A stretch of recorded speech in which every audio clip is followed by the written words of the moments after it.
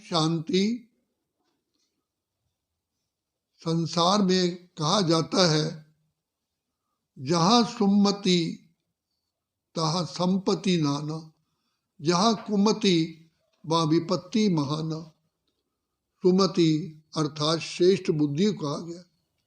भगवान से जब बच्चा जन्म लेता है यही कहते हैं प्रभु इसको बुद्धिमान, गुणवान, शक्तिमान, कीर्तिमान बनने का वरदान दो। मनुष्य को ये 4 बातें चाहिए। उन 4 बातों में सबसे पहले है दिव्य बुद्धि का वरदान। तो जिसके पास दिव्य बुद्धि है वही मानव अपने जीवन को श्रेष्ठ, महान, शक्तिशाली और दिव्य बनाता है। कहा जाता है knowledge is light, knowledge is might, knowledge is power, knowledge is source of income. ज्ञान को अंजन कहा गया, ज्ञान को तलवार कहा गया, ज्ञान को ही वास्तव में सबसे बड़ा शस्त्र कहा गया। तो इसलिए परमपिता परमात्मा भी इस सृष्टि पर आकर के हमें ऐसा विवेक हमारा जागृत करते हैं जो हम सब आत्माएं कांटे से फूल, कौड़ी से हीरा, कंगाल से सरताज और पाप आत्मा से पुण्य आत्मा बन जाते हैं। तो उसकी सहज विधि बताते हैं कि बच्चे तुम शुद्ध आत्मा हो, अजर अमर अविनाशी हो।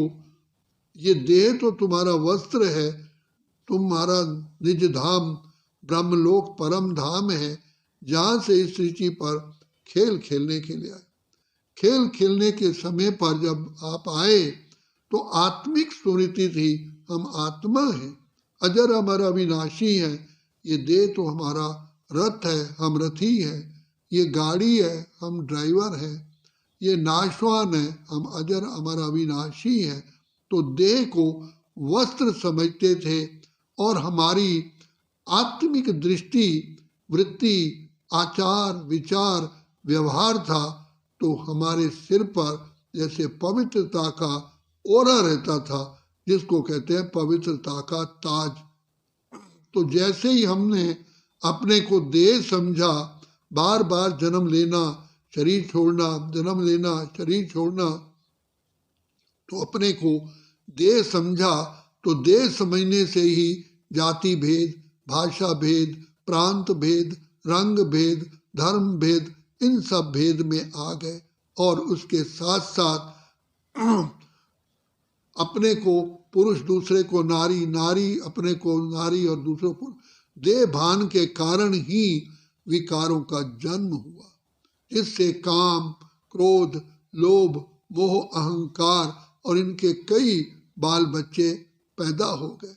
तो वास्तव में यही हमारे महान महान महान से महान शत्रु हैं, जिन्होंने हमको कौड़ी जैसा बना दिया, बुद्धिहीन बना दिया और हमारी सारी कलाएं भस्म कर दी और हम पतित तमो प्रधान हो गए।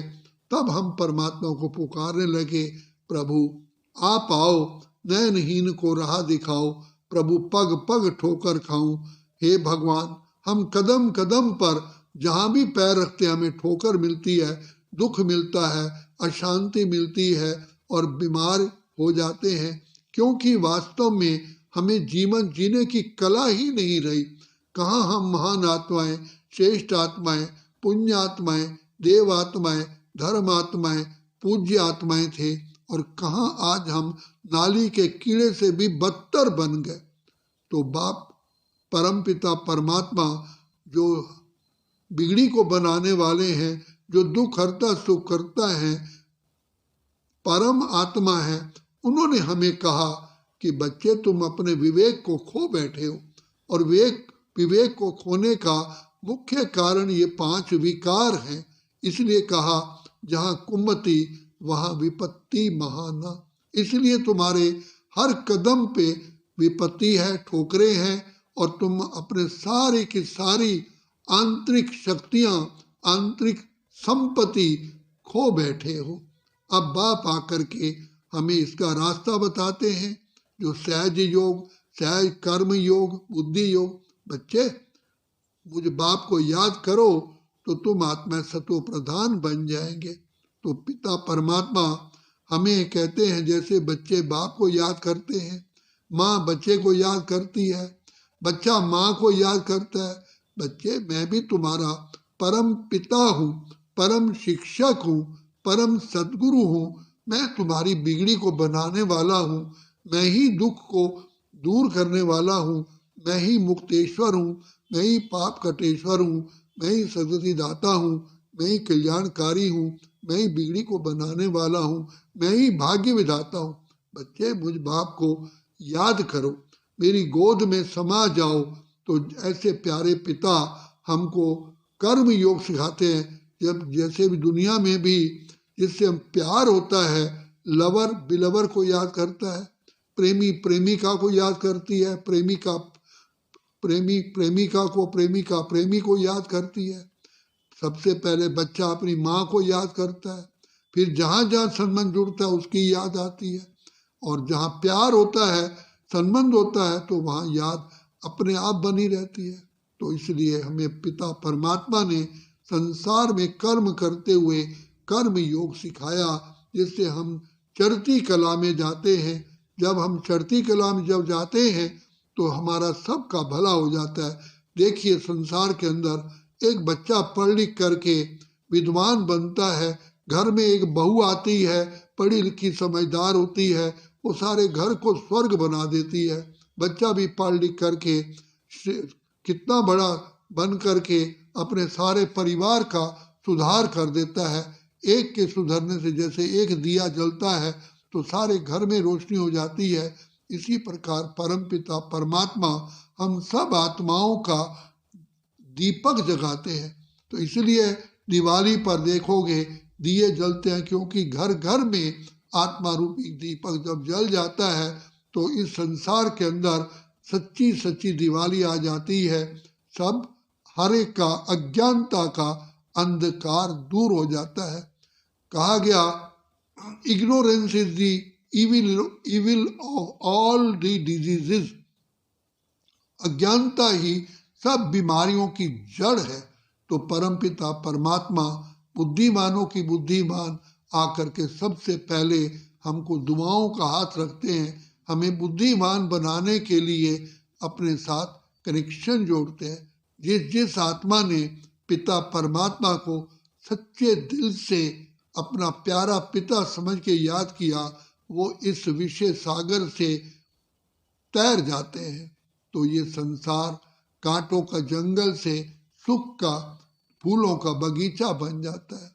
तो इसलिए बाप कहते हैं, बच्चे तुम ज्ञान का मनन चिंतन करोगे। तो कबीर साहब ने भी कहा, कबीरा मन तो एक है, चाहे जिधर लगाए, या तो प्रभु की भक्ति में या विषयन के माय। जब हम ज्ञान का मनन चिंतन करते हैं तो हमारी चिंतन की धारा बदलती है, हमारी दृष्टि बदलती है, हमारे विचार बदलते हैं, हमारे वृत्ति बदलती है, और ये सारा संसार सुखमय बन जाता है।